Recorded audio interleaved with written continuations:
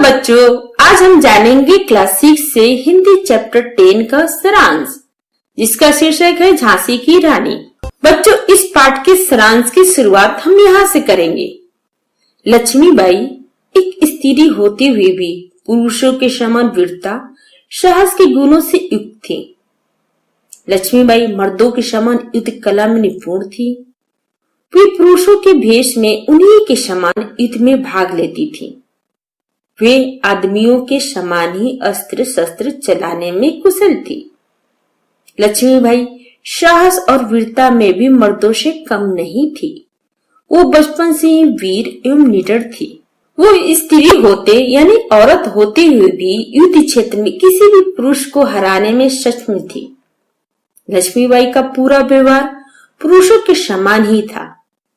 झांसी के शासन की बागडोर के यानी झांसी का शासन का बागडोर राजा की मृत्यु के बाद उन्हीं के हाथों में थी और मर्दों की समान विशेषताओं के कारण ही लेखिका सुभद्रा कुमारी चौहान लक्ष्मीबाई को मर्दानी कहा है। बच्चों, इस कविता में झांसी की रानी लक्ष्मीबाई की वीरता का बखान किया गया है। यह कविता सन 1857 के स्वतंत्रता संग्राम की परिस्थितियों की झलक देता है। अंग्रेजों के बढ़ते अत्याचार के खिलाफ और स्वतंत्रता की लड़ाई के लिए भारत के राजाओं में हलचल हुई, जिससे सभी राजाओं के सिंहासन हिल गए। राजवंश अंग्रेजों पर गुस्सा हो गए, यानी राजाओं के वंशज अंग्रेजों पर गुस्सा हो गए। गुलामी के जंजीर में जकड़े बूढ़े भारत में, यानी बूढ़ा हो चला मतलब कोई जोश नहीं था, उस भारत में फिर से नया जोश का संचार हुआ। सभी राजा अपनी खोई हुई आजादी का मूल्य समझने लगे थे। इसलिए उन्होंने फिरंगी यानी अंग्रेजों को भारत से भगाने का निश्चय कर लिया था। भारत की पुरानी तलवार सन 1857 में चमक उठी। झांसी की रानी उस युद्ध में वीर पुरुषों के भांति लड़ी। उसकी ये कहानी हमें बुंदेलखंड के हर बोलों से सुनी थी, यानी प्रत्येक व्यक्ति से सुनी थी। तो अब हम यहाँ पे लक्ष्मीबाई के कुछ बचपन के बारे में जानेंगे। लक्ष्मीबाई कानपुर के नाना साहब की मुंह बोली बहन थी, जिनका बचपन का नाम छबीली था। वो अपने पिता की अकेली संतान थी। उनका बचपन नाना साहब के साथ पढ़ते और खेलते बीता था। वो अपनी उम्र की लड़कियों को सहेली नहीं बनाकर बर्छी, ढाल, कृपाल को अपनी सहेली बनाती थी। उन्हें शिवाजी जैसे वीरों की कहानियां मुझजवानी याद थी। कवित्री कहती हैं यानी लेखिका कहती हैं कि हमने बुंदेल के हर बोलों के मुंह से सुना है कि रानी लक्ष्मीबाई वीर पुरुषों की भांति बहादुरी से लड़ी थी। लक्ष्मीबाई को देखकर ऐसा लगता था कि मानो वो वीरता की अवतार लक्ष्मी या दुर्गा है। उनकी तलवार की चोटें देखकर मराठे प्रसन्न होते थे। नकली युद्ध करना, चक्रव्यूह बनाना, खूब शिकार करना, शत्रु की सेना को घेरना, शत्रु के किले तोड़ना उनके प्रिय खेल थे। महाराष्ट्र की कुल देवी भवानी लक्ष्मीबाई की आराध्य थी। लक्ष्मीबाई को देखकर ऐसा लगता था कि मानो वो वीरता की अवतार लक्ष्मी या दुर्गा है। उनकी तलवार की चोटें देखकर मराठे प्रसन्न होते थे। नकली युद्ध करना, चक्रव्यूह बनाना, खूब शिकार करना, शत्रु की सेना को घेरना, शत्रु के किले तोड़ना उनके प्रिय खेल थे। महाराष्ट्र की कुल देवी भवानी लक्ष्मीबाई की आराध्य थी। छबीली यानी रानी लक्ष्मीबाई का विवाह झांसी के राजा गंगाधर राव के साथ हुआ। तब वो रानी लक्ष्मीबाई बनकर झांसी आ गई। राजमहल में बधाई के बाजे बजने लगे। उनके विवाह के अवसर पर झांसी के राजमहल में बधाइयां बजी और खुशियां छा गई, मानो वो झांसी में वीर बुंदेलों की कृति बनकर आ गई हो। ऐसा लगा जैसे चित्रा को वीर अर्जुन मिल गया या शिव से भवानी मिली हो। रानी के विवाह के बाद झांसी का सौभाग्य जग गया। महलों में प्रसन्नता का प्रकाश हो गया, किंतु समय के साथ दुर्भाग्य के बादल भी घिरा। दुर्भाग्य को तीर चलाने वाले हाथों की चूड़ियां पहनना अच्छा नहीं लगा और हाय, रानी लक्ष्मीबाई विधवा हो गई। भाग्य को भी उन पर दया नहीं आई। राजा गंगाधर राव निसंतान मर गए। रानी शोक में डूब गई। झांसी का दीपक बुझ जाने पर अर्थात राजा के मर जाने पर अंग्रेज गवर्नर लॉर्ड डलहौजी को बड़ी प्रसन्नता हुई, क्योंकि उसे झांसी का राज हड़पने का अच्छा अवसर मिल गया। उसने तुरंत अपने फौजें भेज झांसी के किले पर अपना झंडा फहरा दिया। इस प्रकार उस वारिस रहित झांसी के राज्य का वारिस ब्रिटिश राज बन गया। रानी ने आंसू भरकर देखा कि झांसी उजड़ रही थी।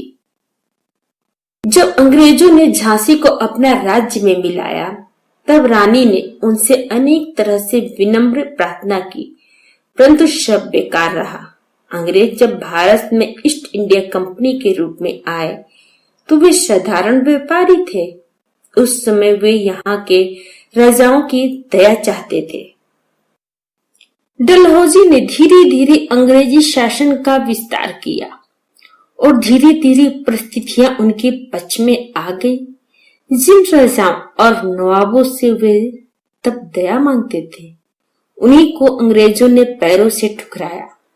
अब अंग्रेजी राज की दासी थी, मतलब भारत अब अंग्रेजी राज की दासी थी और दासी के समान रहने वाले अंग्रेजी शासन की विक्टोरिया अब हमारे देश की महारानी बन गई थी। यानी अंग्रेजी साम्राज्य पूरे भारत में फैल चुका था। अंग्रेजों ने दिल्ली छीन ली और उस पर अपना अधिकार कर लिया। लखनऊ को भी उन्होंने जीत लिया। बिठूर के पेशवा बाजीराव को बंदी बना लिया गया तथा नागपुर पर भी घातक हमला हुआ। इसी प्रकार उदयपुर, तंजौर, सतारा, कर्नाटक आदि भी अंग्रेजों के सामने ठहर ना सके, मतलब उनको भी कब्जा कर लिया गया।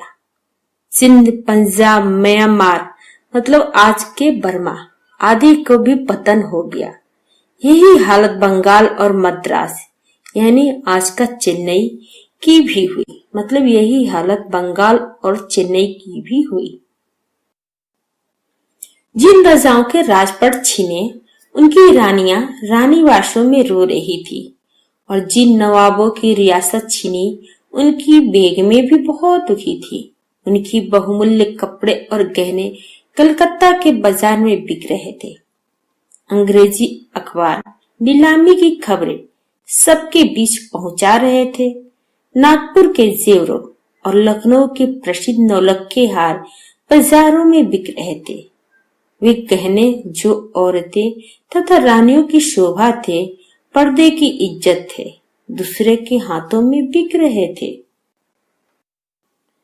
जब झांसी पर अंग्रेजों का कब्जा हो गया तो झांसी को मुक्त कराने के लिए प्रयास होने लगे। जो कुटिया में रहते थे वे बहुत दुखी थे और महलों में रहने वाले भी अपमानित महसूस कर रहे थे। झांसी के वीर सैनिकों के मन में अपने वीर पूर्वजों की वीरता का अभिमान भी था। वे अंग्रेजों से बदला लेने के लिए तैयार थे। नाना धुंधुपन और पेशवा अंग्रेजों के विरुद्ध युद्ध करने के लिए आवश्यक सामान जुटा रहे थे। उनकी बहन सबेली यानी रानी लक्ष्मीबाई ने भी राज्य की स्त्रियों में देवी दुर्गा के रणचंडी रूप को जागृत कर रही थी, अर्थात युद्ध का प्रशिक्षण देकर अपनी सेना में शामिल कर रही थी। इस प्रकार सभी ने स्वतंत्रता रूपी यज्ञ से सुई हुई ज्योति को जगाने का निश्चय कर लिया। अंग्रेजों से अपनी आजादी छीन लेने की बात महलों में आग की तरफ फैल रही थी, तो साथ ही झोपड़ी यानी गरीब वर्ग में भी अंग्रेजों के प्रति गुस्सा था। आजादी प्राप्त करने का वो जोश जुनून उनके हृदय से निकल रहा था। झांसी और दिल्ली जाग चुकी थी, तो लखनऊ में भी लोग अंग्रेजी सेना के विरुद्ध तैयार खड़े थे। मेरठ, पटना, कानपुर में आजादी प्राप्त करने की बात सबके दिलों में थी। जबलपुर और कोल्हापुर के लोगों में यह बात भरनी थी, यानी उनको भी प्रेरित करना था। जब स्वतंत्रता रूपी महायज्ञ आरंभ हुआ तो अनेक वीर योद्धाओं ने अपना बलिदान दिया। इनमें नाना धुंधुपंत, तातिया अजीमुल्ला अहमद शाह मौलवी, वीर कुंवर सिंह जैसे वीर सैनिक थे। आजादी के इस महायज्ञ में कई वीरों को अपनी कुर्बानी देनी पड़ी। भारत की स्वतंत्रता के इतिहास रूपी आकाश में इनका नाम सूरज चांद की तरह हमेशा अमर रहेगा। उनकी इस कुर्बानी, त्याग और बलिदान को अंग्रेज जुर्म अर्थात अपराध कहते थे। हम अन्य प्रदेशों की बातें छोड़कर झांसी के मैदानों का दृश्य देखते हैं, जहां लक्ष्मीबाई मर्दों में मर्द बनी खड़ी हैं, अर्थात मर्दों से बढ़कर वीर योद्धा के रूप में लड़ रही थी। अंग्रेजों की ओर से लेफ्टिनेंट वाकर ने अपने जवानों के साथ झांसी पर हमला किया। रानी ने भी इसका विरोध करने के लिए तलवार खींच ली, अर्थात युद्ध की घोषणा कर दी थी। दोनों में भीषण युद्ध हुआ। धूल से आकाश ढक गया। अंग्रेज सेनापति घायल होकर भाग गया। उसे रानी की वीरता देखकर बहुत आश्चर्य हुआ। बच्चों, अब रानी झांसी लगातार 100 मील यानी 100 किलोमीटर की यात्रा करके कालपी आ गई। इतना सफर करने के कारण उनका घोड़ा थककर धरती पर गिर पड़ा और तुरंत मर गया। यहाँ यमुना के किनारे फिर अंग्रेजी सेना रानी से हार गए। कालपी जीतकर रानी फिर आगे बढ़ी और उन्होंने ग्वालियर पर अधिकार कर लिया। ग्वालियर का राजा सिंधिया अंग्रेजों का मित्र था। उसे रानी से पराजित होकर राजधानी छोड़नी पड़ी। रानी की जीत हुई। फिर से अंग्रेज की सेना रानी को घेरती हुई आ पहुंची। इस बार सामने से आ रही टुकड़ी का नेतृत्व जनरल स्मिथ कर रहा था। उधर रानी के साथ उसकी 2 सहेलियां कान्हा और मंदरा भी आई थी और उन्होंने युद्ध में बहुत से शत्रुओं को मारा।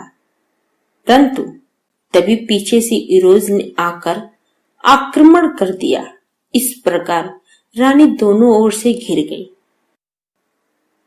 रानी लक्ष्मीबाई दोनों ओर से घिर जाने पर भी मार काट करती हुई आगे बढ़ गई और सेना को पार करती हुई निकल गई। तभी अचानक सामने एक बहुत बड़ा नाला आ गया। रानी के लिए यह एक भारी संकट था। रानी का नया घोड़ा उसे पार न करने के लिए अड़ गया। इतने में पीछा करते हुए अंग्रेजी सैनिक आ गए और दोनों ओर से वार पर वार होते चले गए। शेरनी सी रानी घायल होकर गिर गई और वीरगति को प्राप्त हुई। रानी स्वर्ग सिधार गई, यानी वीरगति की प्राप्त हो गई। अब उनकी अनोखी सवारी चिता ही थी। तेज से तेज मिल गया, अर्थात रानी का आत्मरूपी तेज प्रभु के तेज से मिल गया। वो तेज की सच्ची अधिकारी भी थी। अभी वो केवल 23 वर्ष यानी 23 इयर्स की थी और 23 वर्षों में उन्होंने जो वीरता दिखाई उससे लगता है वो मनुष्य नहीं कोई देवता थी। वो स्वतंत्रता की देवी बनकर हमें जीवित करने आई थी। वो हमें बलिदान का मार्ग दिखा गई और जो सीख देनी थी दे गई। बच्चों, कवित्री यानी लेखिका कहती हैं कि रानी लक्ष्मीबाई तुम तो स्वर्ग को जाओ, परंतु स्वतंत्रता आंदोलन में आपके योगदान को कभी भुलाया नहीं जा सकता। आपका यह बलिदान हमें कभी न नष्ट होने वाली आजादी के प्रति सचेत करता रहेगा। इतिहास चाहे कुछ भी ना कहे और सच्चाई का गला घोट दे, अंग्रेजों द्वारा विजय प्राप्त कर ली भी जाए या झांसी को गोलों से नष्ट कर दे, पर भारतवासी यह बलिदान नहीं भूल सकेंगे। हे रानी, तू अपना स्मारक स्वयं होगी, यानी आप तो अपने आप में ही अपनी याद का चिन्ह थी।